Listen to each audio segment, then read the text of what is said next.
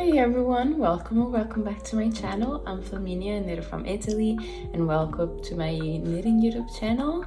Here we like to talk about all things knitting, and today I'm a little bit late. It's like late February, but I wanted to review my Make 9 for last year and like my knitting resolutions for 2024 and see what I achieved and what I didn't achieve, and like talk about whether I followed my Make 9 plans and whether like how that worked and my reflections on it. So yeah, and I feel like we should get straight into it. I mean, I'm wearing a sweater I knitted. This is the first kind of original draft of my Sandro Pullover, and I published the pattern like a week ago, so I'll leave the link down below if you want to purchase it, but I don't want to bombard you with this because I already did enough. And I thought it might be fun for me to also knit while I'm chatting with you all, so I'm going to be knitting on my Stockholm pullover v-neck, and this is by Petite Knit, and yeah, I'm not going to, it's on the hanger because I just finished the collar and I steam blocked it, so that's how I did it. And also, if I'm going to touch my hair a lot, I'm sorry, it's just that like I styled it, like I actually styled them curly, and like they look a lot more defined than usual, which I like, so I don't know, I want to address that in case. I'm going to, yeah, position myself here so I can put things on the other side. Okay, I just joined a new ball of yarn and let's see how much I can get done. I feel like we should start from the knitting resolutions. So first resolution that I had is to knit less, and I think I definitely achieved that, and I feel like it's getting, maybe I should like stand up so you can see me knitting. It's getting progressively true. Like this is my first cast on of 2025 and we're almost 2 months into it, and I haven't finished this, like I haven't started and finished the sweater in 2025 yet, which like it's not like I'm happy about it because I love producing a lot of knitwear because it's just like it's my creative outlet. So but I feel like I knit the yoke at this, and then I had to frog it, and then like calculate things to size up and needle size and size down in size and all of that. Like, I don't know. I wanted a stockinette project for it to be easy and mindless, and it's like the exact opposite because I'm like, I did the color, maybe you saw it, the inside of it, it's a folded color, the inside of it's another yarn because I'm trying to save yarn because I don't know if I have enough. That's stressful. So anyways, so yeah, I have knitted less last year overall, I think. I made more accessories and more smaller things. Yeah, I think I made 5 less garments, which I think is good because I have a lot of them. And yeah, this start of the year, I actually ended up modifying a sweater that I haven't worn a lot, like the stripe type sweater. And now we've been seeing this trend of like fix it February and like make it work February or something like that, or March or whatever that is, whatever month that is. But now people are starting to be like, yeah, let's go back and give some love to the sweaters we have already made, which, yeah, when you're overwhelmed, you don't know what to do because, you know, you already have a lot, but you bought a lot of yarn and you don't want to like make things you already have. It's kind of tricky to cast on something new, but so it's good to look back on what you already have. It kind of gives a bit of stability, like mental sanity. So yeah, and I'm planning to like join these knit alongs, and because I have a lot of things lots of little things I want to fix, and I don't know, that somehow gives me peace. So yeah, I did more accessories and less garments last year, and a lot of the accessories I made, they weren't for me because I'm not in need of that many like winter accessories. Knit less, we accomplished that. Knitting resolution number 2 was to enjoy my other hobbies, and I kind of did that. Like I started drawing more again, and then now I'm a lot into like sourdough baking, but it's more like a 2025 thing, if I can be honest. But there was a lot of like non-sourdough baking in 2024 as well. So I kind of did this. Like I feel like it's a, most of these things is like progressive goals. Like I knit less in 2024, but I feel like I might be knitting even a bit less in 2025. Like I'm just embracing a slower pace. And so I feel like I'm really embracing other hobbies, and also like other hobbies like kind of related to knitting. Like I designed a sweater pattern and I put it out in the world, and I would also consider that as another hobby because it's not like hands-on knitting, but it's still related to that, and that was really fun and I really, really enjoyed it. So I feel like also resolution number 2 is done. Then number 3 was being less strict about my yarn purchases. And I definitely did that because I bought a lot of yarn. I don't know if I knew it already at the time of when I recorded my knitting resolutions. But yeah, around the start of last year, I discovered that I got accepted into an exchange program, like a university exchange program to Scotland. So if you scroll back to last year's podcast, especially like in the fall, you can see that I'm not here in my house. So that was really fun and I really enjoyed it. And I was like, if I'm going to Scotland, I want to be able to buy yarn. So I really wasn't strict with myself at all. Like I have this feeling of like, I don't want to over purchase. I don't want to overwhelm myself, which I kind of did, but it wasn't an overwhelm because I have too much. Like kinda, but it's an overwhelm because I have too much of too many nice things. And I'm like, I don't want to like, oh my God, take a shot every time I say like, oh my God, Jesus. I don't want to knit something up like, no, I am aware that I can frog it and knit it up again, but it's just a waste of time if I do that, kinda. Like it's not really a waste of time, but you get what I mean. Like if I can get it right the first time, I would much rather. It's not that my mojo is low, it's that I don't know what to do.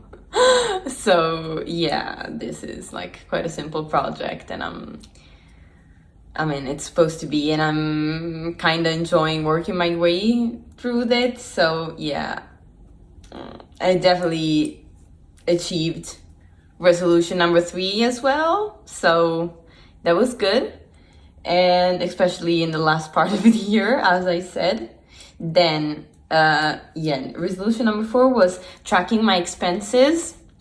I tried to do that, but I feel like I didn't really, like it was something that I would have liked and something that maybe it would have been interesting.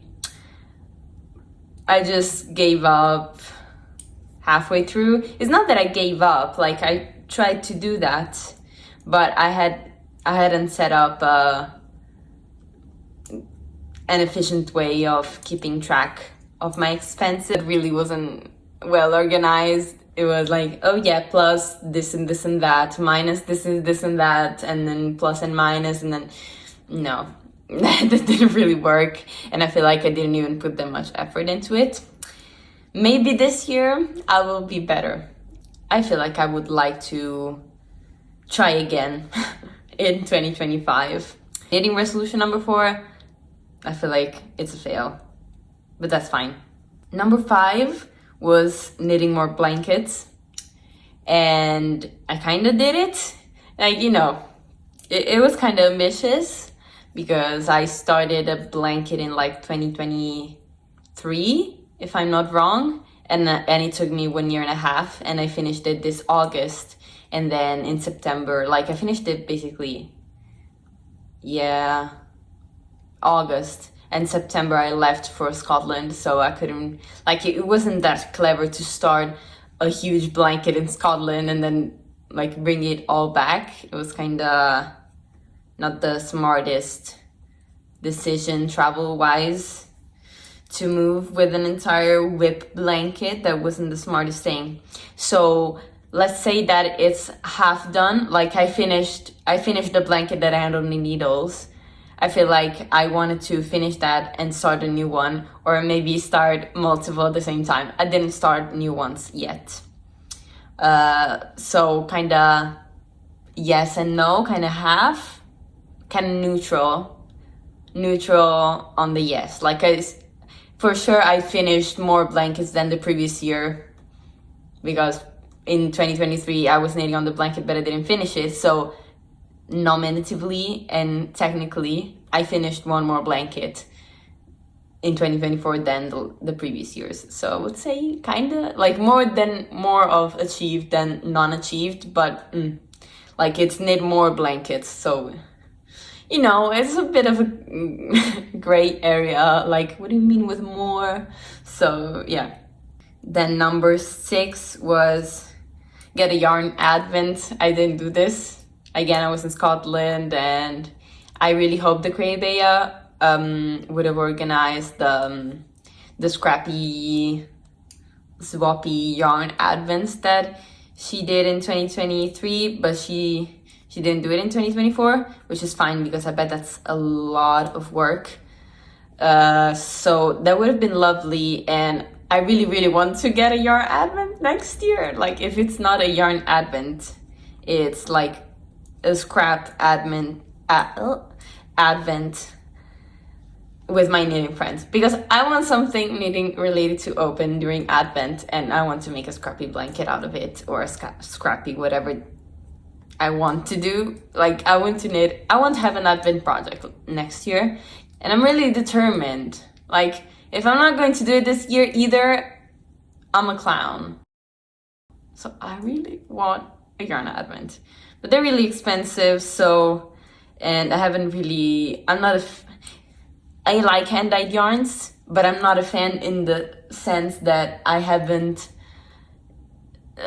like seen a yarn advent or like a yarn dyer that I'm like, wow, I like everything that you do. I mean, maybe Explore Knits and Fibers, but I haven't really looked into if they do a yarn advent. Like, so if you have a yarn advent recommendation, like, I wouldn't be mad. And so pop them down below. And so yeah, yarn advent, fortunately, that didn't really work out this year. And that really hurt me, like, because I kept seeing everyone opening that advents and me knitting my Christmassy socks that weren't even for me, they were for my mom as a Christmas gift, and I was like, I want something like this. I'm sorry, I'm saying the word like way too much.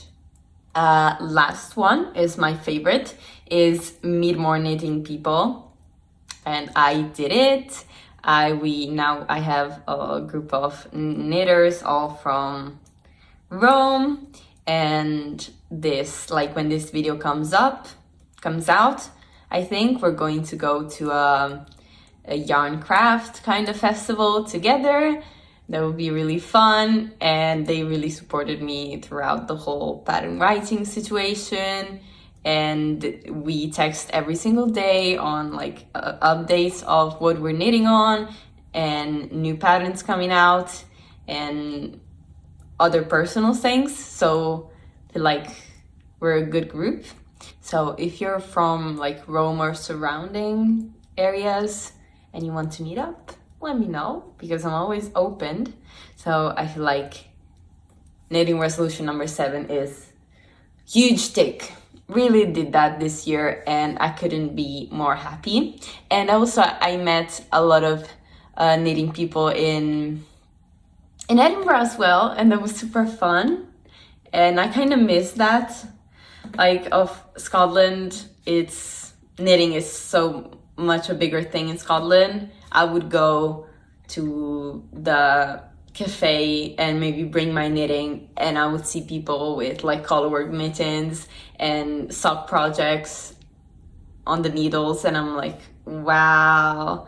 And everyone would be asking questions, but not like, what are you doing with those sticks? They would be like, oh, what colorwork pattern is it? Like, they know, they have some knowledge. And yeah, that was really, really good. And I had a lot of fun, and I kind of miss it, but you know, what can you do? Sometimes life is just life, and I'm yet happy to be here. I feel like 5 out of 7 resolutions were followed this year, and so I'm very happy about it. I'm very happy to see that I actually got around to these things, not even trying too hard. That was really, really fun. So I really have to think about my 2025 knitting resolutions. Probably be next video, maybe. Okay, now let's review my Make 9 for 2024, and I'm happy to report that I basically did everything I wanted to do, except for there was one fail, and like a failed project, and it was the first project that I started this year, and I just ended up not completing it because it was too heavy. And what I did was make like a grid post on Canva with all the pictures of the things that I want to do with the designers, and then do the same thing but put pictures of what I did. So I feel like that's very cute, so I'm going to put it up. I hope there's going to be enough space, because every time I edit I'm like scooch to the side a little bit more, because like I want the things to be a little bit bigger when I edit. Anyways, so first thing I wanted to do was the Arctic Light sweater by Veronika Lindberg or Kika, and I made the collar, the entire yoke, and one entire sleeve, and I was using a super washed sport weight yarn held double on 5.5mm needles, but I gauge swatched for this project on 5.5 because I know I'm a much tighter knitter than the designer. And what happened is that I made, like, it worked because I used the thicker yarn. The recommended gauge was a worsted weight gauge, and I think my yarn held double was quite thick, like Aaron's / even a bit more than that, maybe. But I just, as I knit tightly, I made the thicker yarn fit into the smaller gauge, but that meant that I didn't have enough yarn to finish this project, and also that it was already super heavy. Like each sleeve was for 250 grams each, and so I could really feel that I was struggling to lift my arm with the sweater on, and I was like, this is not good. I'm never going to wear it if it's this thick. And it just breaks my heart because the stitch definition was immaculate. It was stunning. And I also made a modification on the yoke, because in the pattern you increase every round at the start, and then you don't increase for a bit. So I was like just smoothing out the increases a bit more. And I really want to, like, of course I'm going to frog it, but I really want to block it to see whether that modification worked in case I want to reattempt to make the sweater in the future. So I really want to see if that worked, and then again, blocked, see how it blocks, cry because it will be beautiful, frog it, re-block the yarn to get the noodles out a bit, and then probably use the yarn to do something else, unfortunately. Because I would need another yarn to pair with it, like a lace weight or a fingering weight to pair with this. And to be honest, I'm not in the I'm not in the mood to understand what yarn I want to pair with it and the shade, and is it going to be prickly, because of course this is super soft because it's superwash, and I don't want to compromise the softness of the superwash by adding a second strand that I don't really like. And I don't know. For now, I just want to live a risk-free life. I am, as economists say, I'm a risk-adverse agent. So for now, I just want to chill a bit. So unfortunately, I'm going to block it. I really want to block it. So I think I'm going to do this after I record this video. It will be really fun. Anyways, that's the only sweater that I ended up not finishing. The second on the list was the Amy Slipover by Sandnes garn, and I knitted it in Drops Alpaca. And yeah, I ended up completing it. It looks absolutely stunning, but I don't know if it's a semi-fail because I haven't worn it yet. I find the yarn very prickly and the garment very warm for what it is. You know, it's in my mind, I thought it to be a transitional piece, but it is kind of very warm. So I never worn it, and it's a bit scratchy. So I'm not sure what I am going to do with it. I don't want to frog it because it still looks beautiful. So I maybe would like to sell it or like give it away to someone who will appreciate it a bit more than me. My mom also knits, but she is also sensitive like me. So she tried it on and she also wanted it to make one, because seeing mine, she was like, this is so pretty. And when I mentioned like, do you want it? Like, please take it. She was like, oh yeah, thank you. Then she tried it on. She was like, yeah, it's kind of scratchy. And I was like, no, mom, come on, please. Like, please be okay with it. But she ended up not being okay with it, so never mind. It's a problem for future me. So next on the list was the blouse number 1, and this was a hit. It's a black version. I already did a lilac version in 2023, and I love that. And I did I went up to size large, I think, and I knitted it in Mayflower in Go Handmade bamboo. Oh my god, bamboo tencel fine held double, I think, which I would highly suggest if you want a very drapey fabric. I love it so much. And all of these garments, if you want to see them tried on, of course I'll show you pictures, but if you want to see like them trying them on a body and like being modeled dynamically, you can go watch my 2020, like everything I knitted in 2024, and I link it like here or here, never remember. And yeah, it's super drapey. I love it so much. It was a summer throw it on piece, so that's a success. Another banger, oh my god. I want to knit a camisole number 4 in a dress version. I ended up making like a camisole number 4 dress, but I really followed the pattern for the triangles. Like I even modified it for the joining in the round part. It's not the same stitch count. So like saying it's a camisole number 4 dress, it's a bit of a gray, again, I'm not really sure how to call it, because I did use that pattern for the triangles, but it's an entire dress, and never mind. So I'm thinking of making a pattern for it, but modifying the triangles a bit, so that is not ripping off someone else's work, because I would never want to do that. And I think I would prefer, like I'm thinking how to modify them, and I feel like I would like that better instead, so maybe.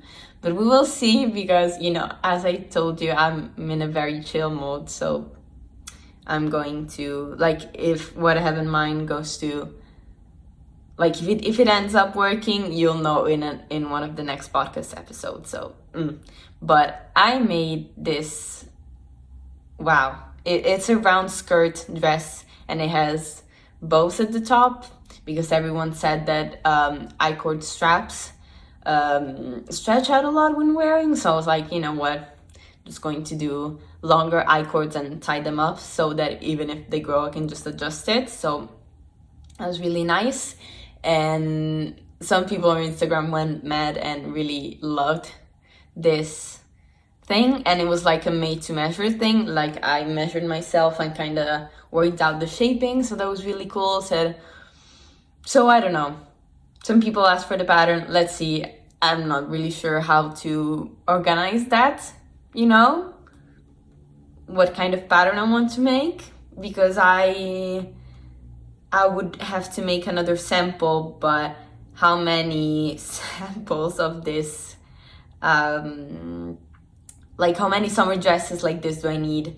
I also want this pattern or recipe or whatever that ends up being to be adjustable. If you want, like if you have a top that you really like, that being like a sweater or like a blouse or something, and then you want kind of from the bust down to fit like this, I want to be like, I don't know, instructions to be like, if you have this and you just want to make a long dress round skirt version of it, this is how you can adjust that pattern to be like this, something like that. I don't know if I can do it, but if it ends up working, I'll let you know. So don't worry, you'll be the first to know. Next one was the Cargill sweater by Rebecca Clow. I wanted to make this because, of course, Rebecca is from Edinburgh, and I went to Edinburgh and I want to celebrate, so I did it. And I did it in, oh my god, in Drops Lazy. And the stitch definition on Drops Lazy, it's crazy. I would really recommend. Yes, it feels a lot, so, you know, you do you with this information. Kind of depends on your preference on billing. So that is that. And I did a size kind of closer to size 3, but a bit smaller, because I wanted it to be a bit oversized than what the pattern stated. So I really like it, and it really is different from anything else I have in my wardrobe. And I love the lilac, so I'm a sucker for lilac, so this is also a hit. Then next one I think is the biggest hit, but I don't know, you know, I feel like, oh my god, I'm very satisfied this year. You know, there were a couple of fails for sure, but I feel like I'm really satisfied. I'm starting to understand what I like to knit and what I like to wear when it comes to knitwear. So I'm very satisfied. Next one again is my Barbara blouse. I've been wearing it so much. Like, this is not a everyday piece. It's kind of a special occasion knit, special for whenever you want to feel a bit more put together and a bit more feminine and romantic and, you know, all of that. And I wore it for Valentine's Day. It was perfect. I knitted it in oh my god, in Frolic Merino in Bordeaux, and I couldn't be happier. There is a project blog for this project. If you want to knit this piece as well and maybe want some insight for someone else, there's that video. Next one I'm also super happy about. Helicopter. Yeah. Okay, next one I'm also super happy about. I didn't wear it a ton, but like for me, sometimes just because I don't wear a sweater every single day is a failed project. I learned so much doing this. Is the Season sweater by Ozetta, and it is a top-down raglan half fisherman's rib sweater, and I knitted it in the recommended yarn, which is a Flotulopi and a mohair. So it's unspun yarn, and it's Icelandic wool, so it's very warm. And as I said, is winter and it's 15 degrees outside, so it's not like I'm going to wear an Icelandic wool and mohair jumper. I wear it a bit in Edinburgh, and it's also quite scratchy because of the Flotulopi, and I'm very sensitive. But my boyfriend gifted this project to me, basically. That was the sweetest. So I really want to do it, and I learned so much on knitting with unspun, and I would really want, it would be nice. It's not like I actively want it, but if I get to trying another softer unspun yarn in 2025, that would be cool. I'm not actively searching for an unspun project, but that would be cool to try either this year or the next year, in the next years. Then another banger, I'm sorry again, I want to knit a version for me of this sweater. As you can see, maybe it's not for me. Like you can see it's quite a masculine fit on the shoulder, and it's a bit more roomy here because it was for my brother, and he has broader shoulders and more muscular biceps and shoulder muscles, I guess. So I wanted one for myself, and I did it, and I contemplated about possibly writing up the pattern for it, and now the pattern is out, which is crazy. It has been going so well. That's crazy. I never would have expected anything like this. I hope that's correct. But so yeah, apart from the pattern thing, I love this garment so much. I've been wearing it so much. It's my only pink sweater I have. And I need to say that it's not the best color on me. Maybe. Like, I feel like this is one of the best colors on me. I feel like this dark green suits me so well. That, I don't know if it suits me as well as this. I feel like it's not terrible, but if I pair it with something black, the contrast make it so classy and like cool, and I love it. I have some dark pair of jeans and kind of a mock neck, a long sleeve or t-shirt or whatever that is, a mock neck thingy, so it kind of pokes out and it gives it the right amount of contrast, and I feel like that's very, very cute. I just love how it fits, and I'm happy that all of my testers said it as well in the feedback form. They were like, it's one of the best fitting sweater I've ever made. I was like, really? Oh my god, that makes me so happy. And yeah, so anyways, tangent, but that was a hit, so I'm happy. The next one is a half hit. Like, I like it, but it's one of the things I would maybe like to fix in the fix it February, March, blah blah blah house. It's the oh my god, the Cumulus blouse by Petite Knit, and I made it in the Sandro Pullover I made in Drops Daisy as well, and this I made in Drops brushed alpaca silk, because the original pattern calls for 2 strands of mohair held together, and I don't really go well with mohair. I go a bit better with alpaca, so I went with 1 strand of Drops brushed alpaca silk, and in the color like ocean blue Pacific something like that, along those lines. I really like it. It's my first V-neck garment. It's like, but it's more of a blouse than a sweater. This is my first V-neck sweater, so I'm very excited. And because I don't have any, but I feel like they would be a bit more manageable for the very not that cold winter we have here, because we have a bit of more of a skin exposed and there is a bit more ventilation going on. So I'm working on a few, or I'm thinking of that I'll be working on a few V-neck sweaters this year, and that was really nice, but the I-cord on the bottom is a bit too tight, and I would maybe like to extend it by a few centimeters, only if I didn't use all the scraps in my blanket, which honestly I might have done because I've been not too much effort, but I've been going through my yarn scraps and I couldn't find the leftovers of this, so maybe it's somewhere else. But this would be I need to do a bit of tweaks on this, but I feel like this Make 9 worked pretty well. I loved the color palette that it ended up working as. And yes, basically I finished all of this in August. So, and yeah, I started working on it in February,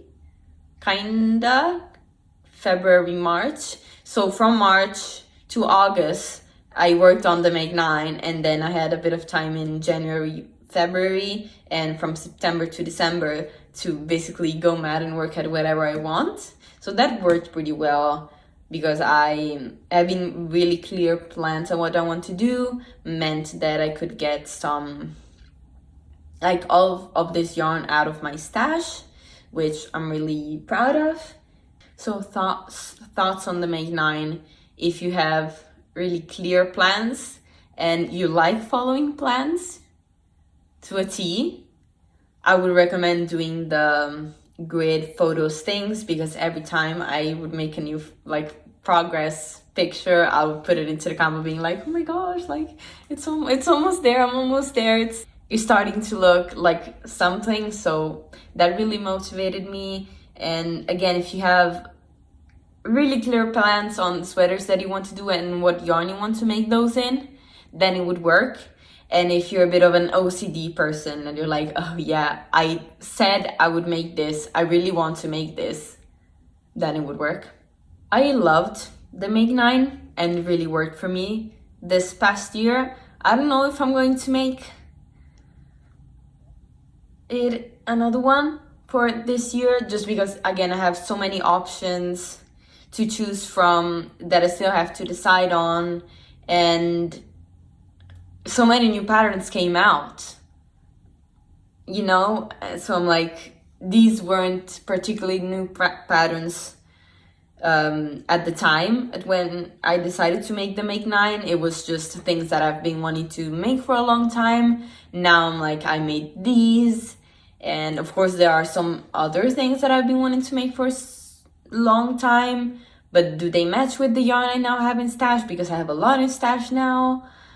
You know, I'm a bit confused. So if you're confused and you're kind of making plans here and there and being like, yes, I want to make this, I want to put this in my Make 9 because maybe I will like it, maybe I will have the yarn, and maybe will be this yarn and maybe in this color. You know, I feel like for a Make 9 to work, you kind of have to be a bit more sure on what you want to do, or at least these are my thoughts. So let me know if you have a Make 9 for this year. Let me know if you had one for last year and how that worked.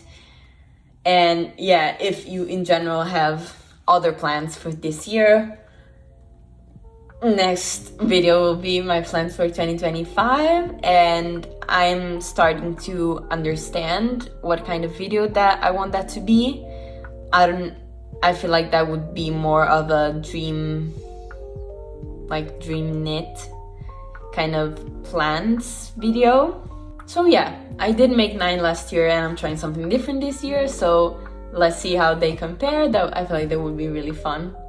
So if you enjoyed this video, let me know in the comments what you were working on while watching this.